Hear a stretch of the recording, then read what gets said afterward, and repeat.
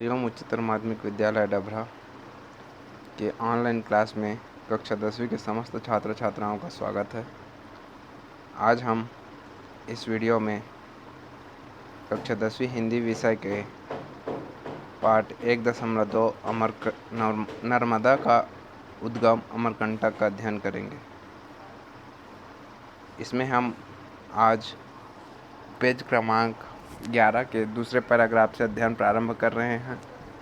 इससे पहले जो गद्यांश हमने पढ़ा था उसमें नर्मदा और सोन नदी के बारे में, अमरकंटक में जो लोक कथाएं प्रचलित हैं उसके बारे में हमने अध्ययन किया था। तो आइए पेज क्रमांक 11 के दूसरे पैराग्राफ से आज का अध्ययन प्रारंभ करने जा रहे हैं। सभी बच्चे पेज क्रमांक 11 में अध्ययन प्रारंभ करेंगे। यह प्रसंग मानवीय संदर्भ लिए हुए है। लोक ने नदियों को कहीं मानवीय और कहीं दैवीय गुणों से मंडित किया है। यह लोक की मानवीय दृष्टि और व्यवहार के प्रकृति तक फैलाव का सुफल है, परंतु तटस्थ रूप से देखने पर भी अनुमान लगाया जा सकता है कि माई की बगिया में से पुरातन समय में जल स्रोत बहता रहा होगा। वह जलधारा ही वर्तमान नर्मदा कुंड तक आती होगी और फिर पश्चिम दिशा में आगे बढ़कर बहती चली गई होगी। समय के परिवर्तन और अमरकंटक की वनस्पतिक संपदा विरल होने से इस स्रोत में भी अंतर आया।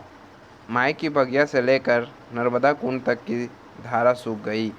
नर्मदा कुंड से आगे 2-3 किलोमीटर तक भी यही स्थिति रही होगी। नर्मदा कुंड से अमरकंटक का एक शिखर और आसपास की भूमि ऊंची है। उसी का जल निरंतर नर्मदा कुंड से में आता है। अमरकंटक में ने अपनी आत्मा से नर्मदा को जन्म दिया है और उसके प्राणों के रस से नर्मदा में अनादिकाल से, प्रलय काल से जल जीवन निःसृत हो रहा है। अमरकंटक ने नर्मदा को जन्म देकर भारत को वरदान दिया है। यह अनरेश्वर शिव की अमरकंटक के माध्यम से धरती को मिली कृपा है। शिव कन्या नर्मदा जल के रूप में अमृत धार है। तो यहाँ पे कवि माफ़ करेंगे, लेखक ने ऐसा वर्णन किया है कि यह प्रसंग मानवीय संदर्भ लिए हुए है। मानवीय संदर्भ मतलब मानवता से या मानव से जुड़ा हुआ, इसमें कुछ अंश जुड़े हुए हैं या मानवीय घटनाओं से। ये जो अमरकंटक का प्राकृतिक बसावट है या नदियों का जो वर्णन है उसका मानव से भी संदर्भ या जुड़ाव है। लोक ने नदियों को कहीं मानवीय और कहीं दैवीय गुणों से मंडित किया है। लोक ने कहने का मतलब लोगों का ये मानना है कि नदियों को वो कभी मानव के हिसाब से या मानव से उसके संबंध जोड़े गए हैं, तो कभी उन्हें देवी देवता के समान संबंध जोड़कर पूजा पाठ या उनका महिमा का गान किया गया है। यह लोक की मानवीय दृष्टि और व्यवहार के प्रकृति तक फैलाव का सुफल है। और ये इस प्रकार का जो व्यवहार है, कभी व्यक्ति कभी नदियों को प्रकृति की देन मानता है, तो कभी देवी देवता के रूप में पूजा करता है। ये जो घटना है या इस प्रकार का जो मानवता है, यह लोक की मानवीय दृष्टि, लोक मतलब लोग जनता हैं या आम नागरिक के मानवीय दृष्टि, उनके मानव है ना, उनके खुद की अपनी दृष्टि और व्यवहार के प्रकृति तक फैलाव का सुफल है। वो प्रकृति को किस दृष्टि से देख रहे हैं, वो उस स्तर पर या उस जब कई लोग नदियों को देवी देवता मानते हैं, कई लोग सिर्फ प्राकृतिक प्रदत्त वस्तु मानते हैं, तो ये अपनी अपनी एक सोच है या अपना अपना एक विचार है। परंतु तटस्थ रूप से देखने पर भी अनुमान लगाया जा सकता है कि माई की बगिया से पुरातन समय में जल स्रोत बहता रहा होगा। लेकिन तटस्थ रूप से मतलब किसी एक पक्ष में या दोनों पक्षों को ध्यान ना देते हुए भी यदि आप सोचोगे, है ना, तटस्थ रहोगे, कहने का मतलब न तो आप प्रकृति का देन ही मानोगे, ना ही देवी देवता या पुरानी जो लोक कथा है उसको नहीं आधार मानते, है ना, तो भी आप ये अनुमान लगाया जा सकता है। जब आप अमरकंटक में जाएंगे तो ये भी आपको अनुमान होगा कि माई की बगिया से पुरातन समय मतलब प्राचीन समय से ही माई की बगिया से कोई जल स्रोत बहता रहा होगा। और वह जलधारा कहाँ आती होगी? नर्मदा कुंड तक आती होगी, ठीक है।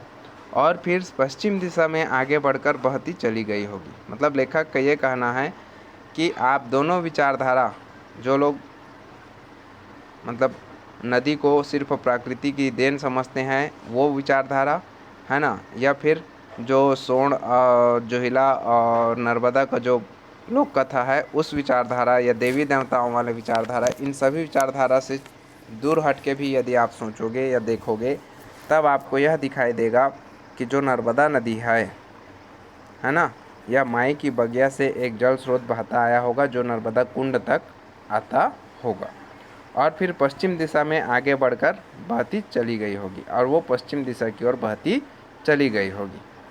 समय के परिवर्तन और अमरकंटक के वनस्पतिक संपदा विरल होने से इस स्रोत में भी अंतर आया होगा। और समय के जैसे जैसे समय या हम आधुनिक जीवन को अपनाते गए, उस क्षेत्र में जंगल कम होते गया, तो ये जो जल स्रोत था वो क्या हो गया? कम होते गया होगा, या जल की स्रोत में अंतर आया होगा। माई की बगिया से लेकर नर्मदा कुंड तक की धारा सूख गई होगी, और इसलिए नर्मदा कुंड, माई की बगिया से लेकर जो नर्मदा कुंड तक जो धारा आती थी वो धारा सूख गई होगी, है ना, जिसे पहले ये माना गया था, या पहले इसी पार्ट में यह बतलाया गया था कि ये भूमिगत हो जाती है, ठीक है। तो जो भूमिगत होने की घटना है उसके लिए लेखक ने ऐसा भी वर्णन किया है कि जब परिवर्तन होता है प्रकृति वहाँ की, या वहाँ के जो जंगल है वो ख़त्म होते गए होंगे, तो जो जल स्रोत है वो सूख गया होगा, इसलिए उसे लोग ये कह दिए होंगे कि वो भूमिगत हो गई। मतलब भूमिगत मतलब धरती के अंदर चली गई, ऐसा बता दिया गया है। अमरकंटक ने अपनी आत्मा से नर्मदा को जन्म दिया है। नहीं, आगे से पढ़ रहा हूँ। नर्मदा कुंड से आगे 2-3 किलोमीटर तक यही स्थिति रही होगी, और नर्मदा कुंड से आगे 2-3 किलोमीटर तक वहाँ जंगल कम हुए, इसलिए ये जो जलधारा है वो दिखाई देना बंद हो गया होगा, ठीक है। और नर्मदा कुंड से आगे से अमरकंटक का एक शिखर और आसपास की भूमि ऊंची है। नर्मदा कुंड जहाँ स्थित है उससे कुछ ही दूरी पे, या उसके अमरकंटक का कुछ भाग क्या है, नर्मदा कुंड से ऊंचा स्थान पे बसा हुआ है, या ऊंचा स्थान है, और उसके आसपास की भूमि भी क्या है? ऊंची है, ठीक है।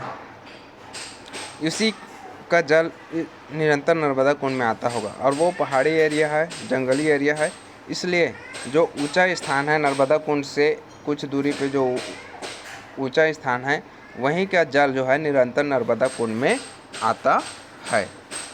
अमरकंटक ने अपनी आत्मा से नर्मदा को जन्म दिया है, और अमरकंटक ने अपनी आत्मा से नर्मदा को जन्म दिया है, या नर्मदा नदी वहाँ से निकली है तो वो उसकी आत्मा है ऐसा, या अमरकंटक के आत्मा से निकली है ऐसा कहा गया है। और उसके प्राणों के रस से नर्मदा में अनादिकाल से प्रलय काल से जल जीवन निश्रित हो रहा है।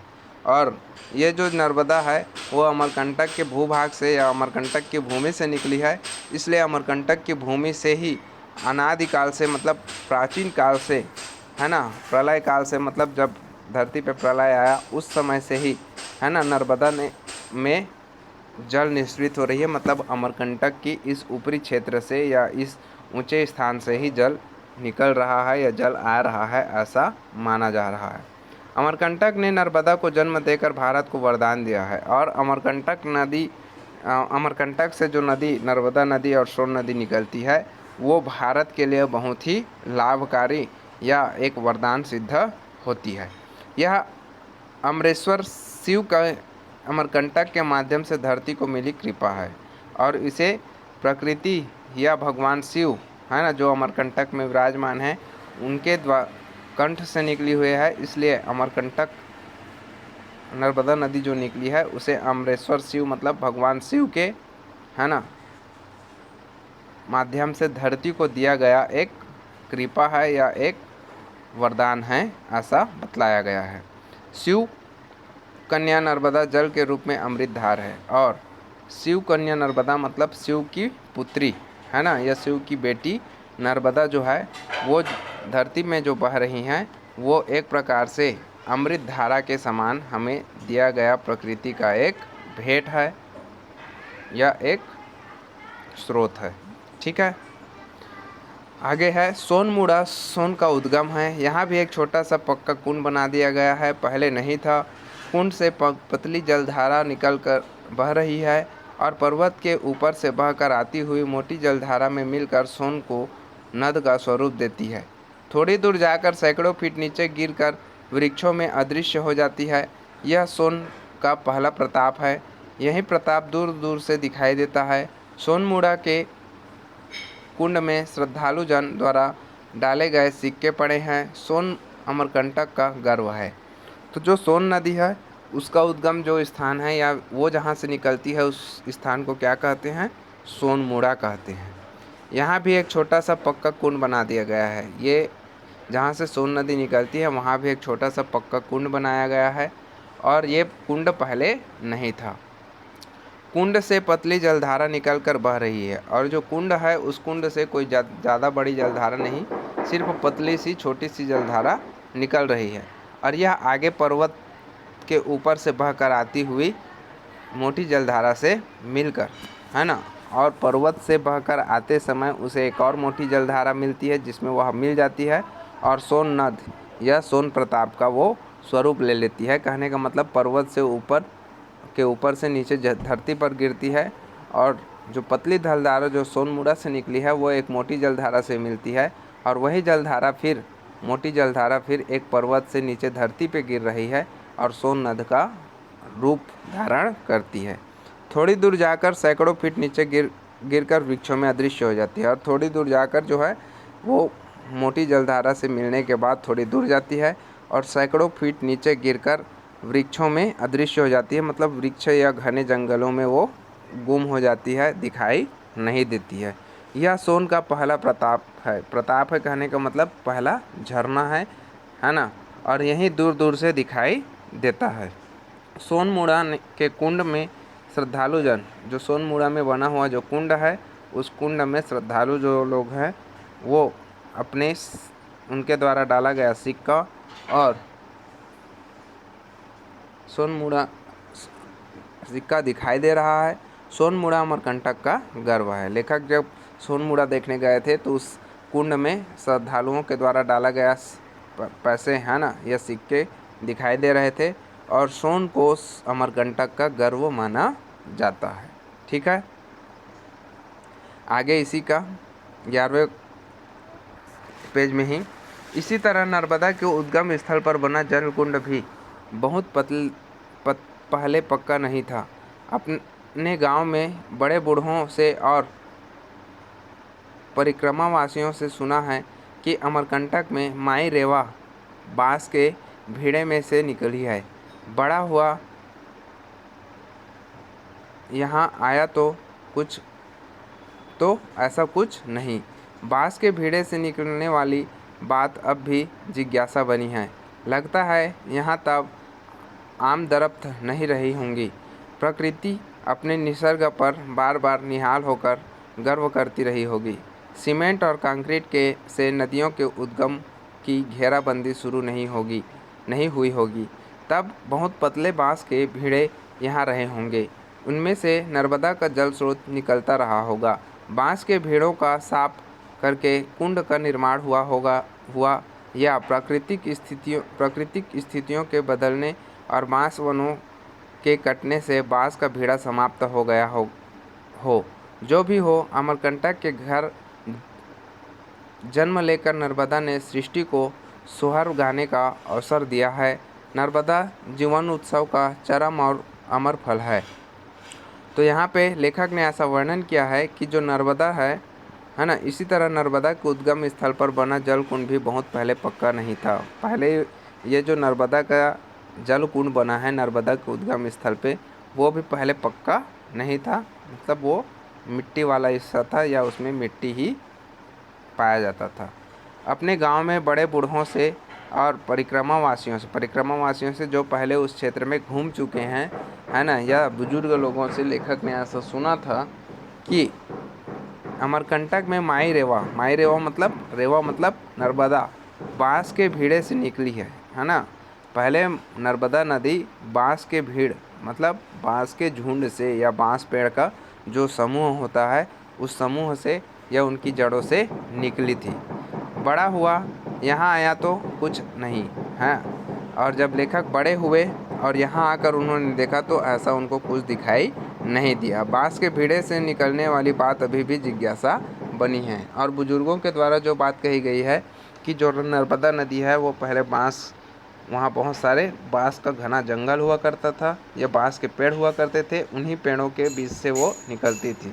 लेकिन जब लेखक बड़े हुए और वो वहाँ जाकर देखे तो उनको बांस का भीड़ा नहीं दिखाई दिया, सीधा वो जलकुंड ही उनको देखने को मिला।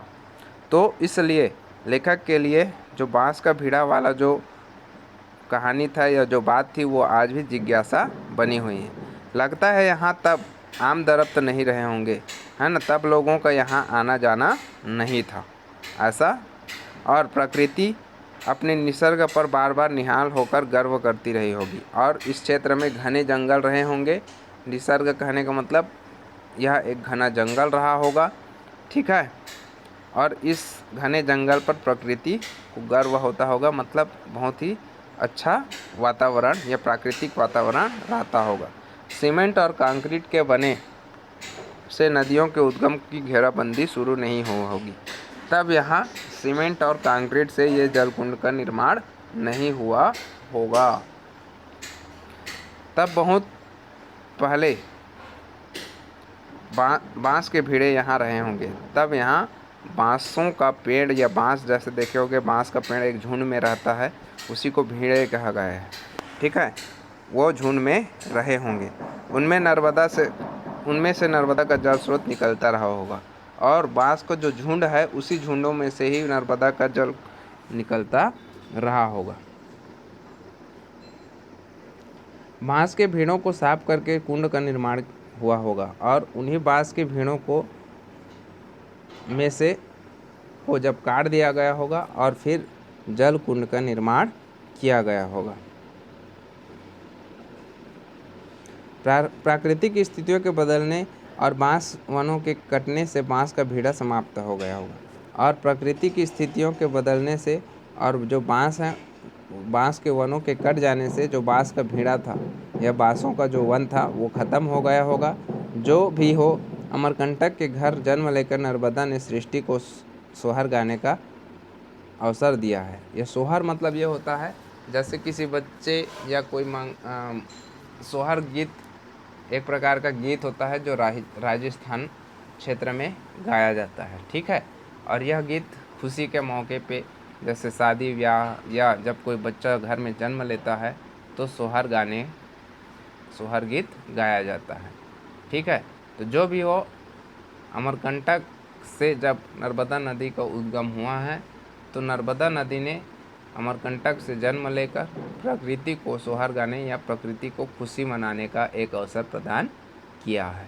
नर्मदा जीवन उत्सव का चरम और अमर फल है ना। नर्मदा का जो जीवन है ना, यह अमरकंटक से नर्मदा नदी निकली है। ये उस क्षेत्र के प्रकृति के लिए या उस क्षेत्र के प्राकृतिक वातावरण के लिए बहुत ही उत्सव का और एक अमर फल कहने का मतलब कभी नहीं मिटने वाली, है ना, वर्षों तक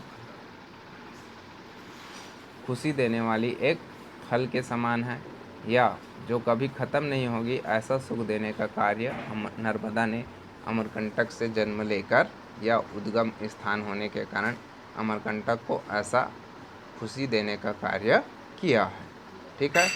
आगे जो नीचे जो पैराग्राफ है उसे हम कल पढ़ेंगे।